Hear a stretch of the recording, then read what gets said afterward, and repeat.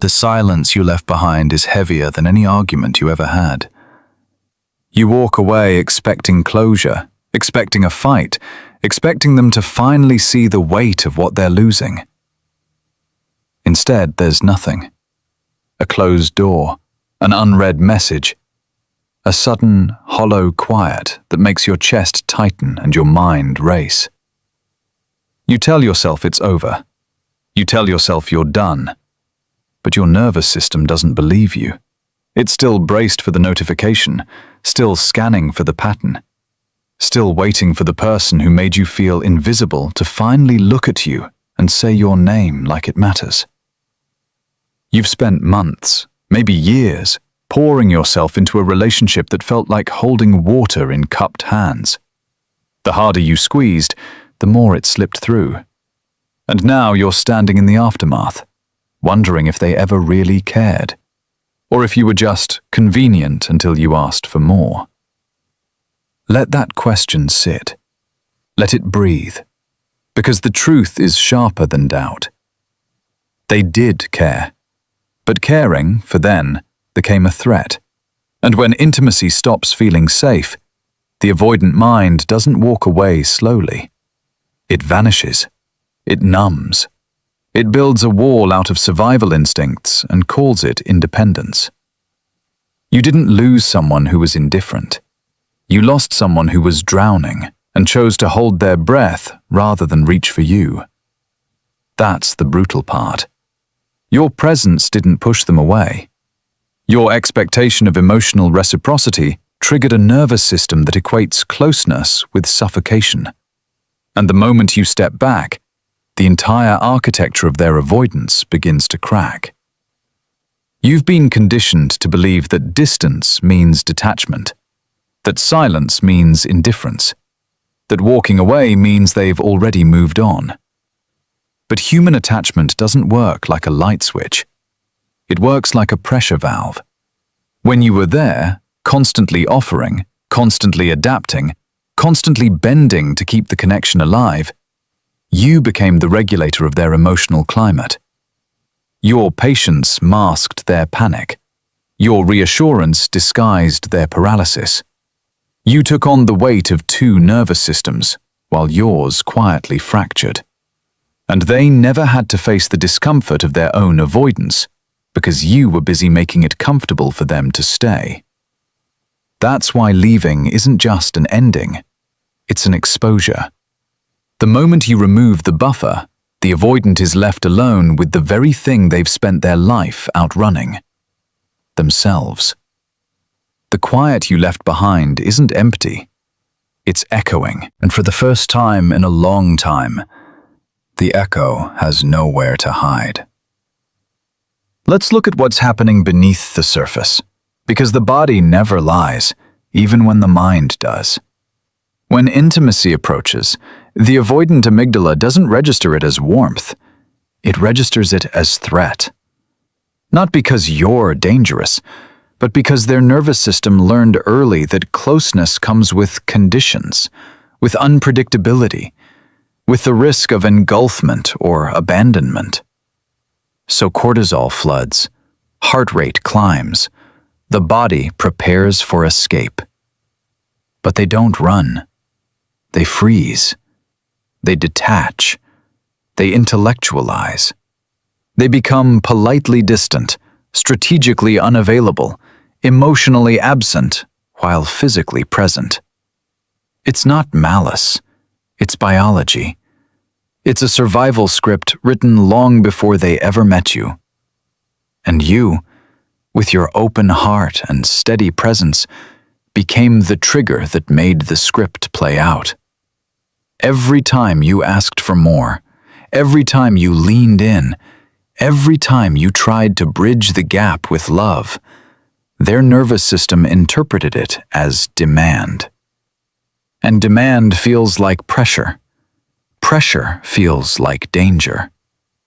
So they shut down, not to hurt you, to protect themselves from the feeling of being overwhelmed. They didn't stop caring.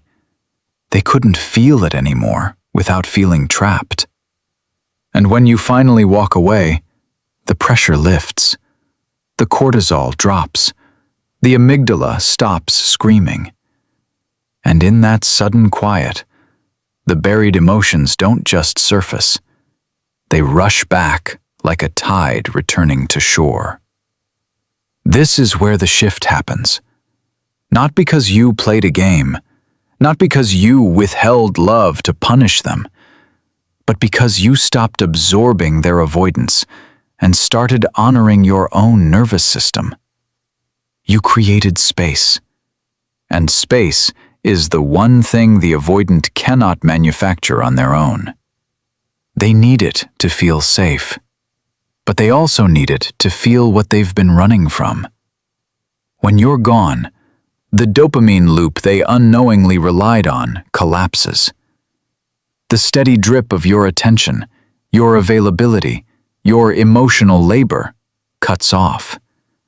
And the brain doesn't understand sudden subtraction. It searches, it craves, it replays. Suddenly, the quiet room feels heavier. The familiar routines feel hollow.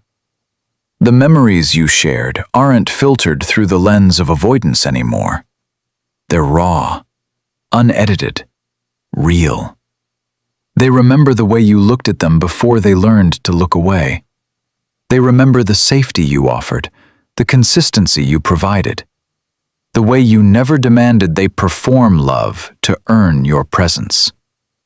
And now that it's gone, the absence isn't just noticed, it's felt in the bones. There's a concept you need to understand if you want to stop cycling through this pain. Non-reactivity. It's not coldness, it's not indifference, it's the deliberate, unwavering choice to stop performing emotional labor for someone who cannot meet you halfway. When you stop chasing, you stop feeding the pattern. When you stop explaining, you stop carrying their confusion. When you stop waiting, you stop anchoring yourself to a future they haven't earned the right to inhabit. Non-reactivity is the quietest form of power. It doesn't announce itself.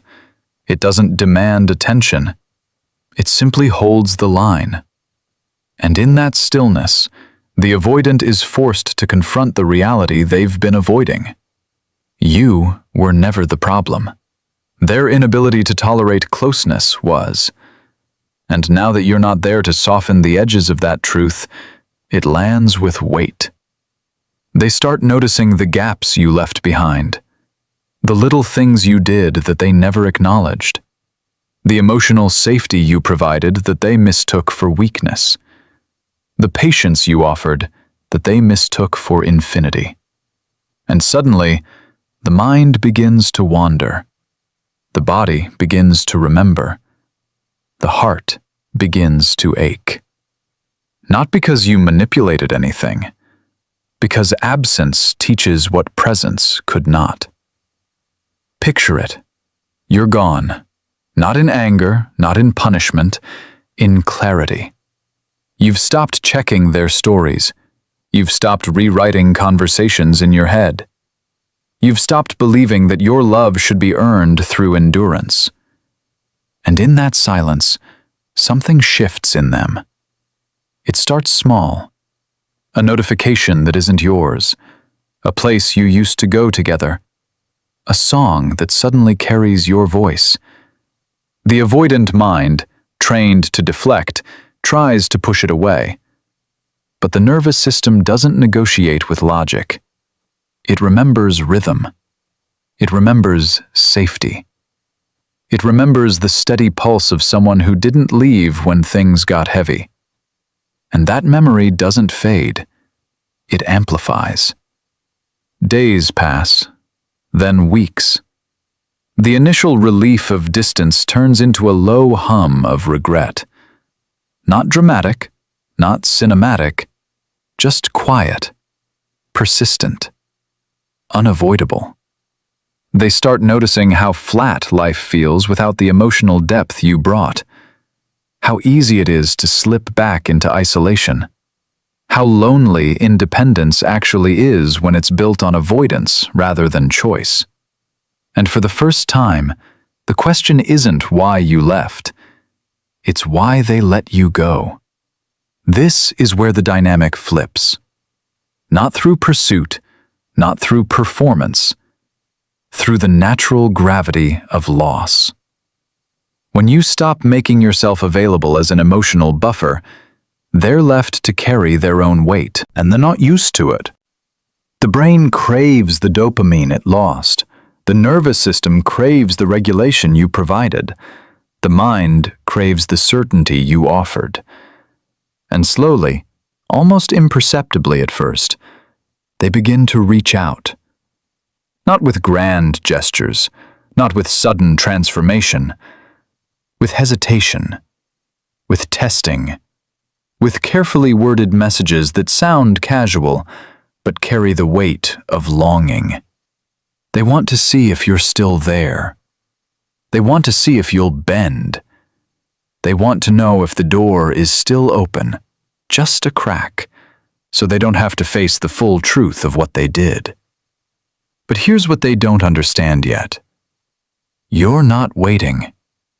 You're not punishing. You're simply no longer participating in a dynamic that required you to shrink to be loved. And that's the difference between someone who leaves to be found and someone who leaves to be free. The chase that follows isn't about winning you back. It's about confronting what they lost within themselves. Your absence becomes a mirror. And mirrors don't lie. They reflect. They show the patterns. They show the avoidance. They show the fear dressed up as independence. And when they finally look, really look, the emotions they buried don't just surface. They flood. Grief, regret, longing. The ache of realizing they had something real and didn't know how to hold it. The shame of recognizing they made someone else pay for their inability to stay. The raw, unfiltered longing for a connection they pushed away because it asked them to feel instead of flee. And in that moment, they don't miss you. They miss who they were when they were with you. The version of themselves that felt safe enough to soften. The version that didn't have to armor up to survive. That's the haunting part. You didn't just leave a relationship. You left a possibility. And possibilities don't expire quietly. They echo. But here's the warning, and it needs to land with absolute clarity. Do not break the silence to prove a point. Do not return to old patterns because they finally notice the cost of losing you. Do not confuse their sudden attention with transformation. The moment you step back into the cycle, the nervous system resets. The avoidance reactivates. The pressure returns. And you're right back where you started, carrying two weights again, while they pretend the ground hasn't shifted. This isn't about making them suffer. It's about refusing to suffer anymore. Your silence isn't a weapon. It's a boundary. Your distance isn't a game. It's a recalibration. And if you abandon it the moment they look back, you teach them that your boundaries are negotiable, that your peace is conditional, that your worth is still tied to their attention. Don't. Let them sit in the quiet they created. Let them feel the full weight of what they avoided. Let them discover whether they want you, or whether they just miss the safety you provided. There's a difference. And your job isn't to clarify it for them. Your job is to live it. Because this was never really about them. It was always about you. About the part of you that believed love required endurance. About the part of you that mistook patience for loyalty. About the part of you that stayed long after the relationship stopped breathing. hoping your presence would somehow awaken theirs. But you can't awaken someone who is choosing to sleep. And you can't heal a nervous system that refuses to feel. The moment you walked away, you didn't lose love. You reclaimed it. You took it back from a dynamic that demanded you diminish yourself to be tolerated. You returned it to the only place it was ever meant to live, inside you. And that's where the real transformation begins. Not when they finally realize what they lost, but when you finally realize what you found. Yourself. Unedited, unapologetic, unbroken by the silence, unmoved by the absence, anchored in the quiet truth that you were never too much. They were just unprepared for what real intimacy requires. You don't need them to validate your worth. You don't need them to acknowledge their avoidance. You don't need them to chase you back to prove you were loved. Your value was never determined by their capacity to stay. It was determined by your courage to leave when staying cost you your peace. And that courage doesn't fade. It compounds. Every day you choose yourself over the illusion of connection, your nervous system learns a new rhythm. One that doesn't brace for abandonment. One that doesn't scan for rejection. One that doesn't shrink to fit into spaces that were never meant to hold you. You start breathing differently, thinking differently, moving through the world with a quiet authority that doesn't demand attention because it no longer fears being unseen. That's the shift. Not dramatic, not loud, just permanent. The kind of power that doesn't announce itself because it no longer needs to prove it exists. So let the silence do its work. Let the distance teach what words never could. Let them feel the emotions they buried, the longing they denied, the grief they avoided. Not to punish them, to free yourself. Because you were never meant to carry the weight of someone else's fear. You were meant to walk through your own. And when you do, you'll look back and realize the person you were waiting for to finally see you was the one you had to become. The one who stopped begging for presence. The one who stopped confusing availability with love.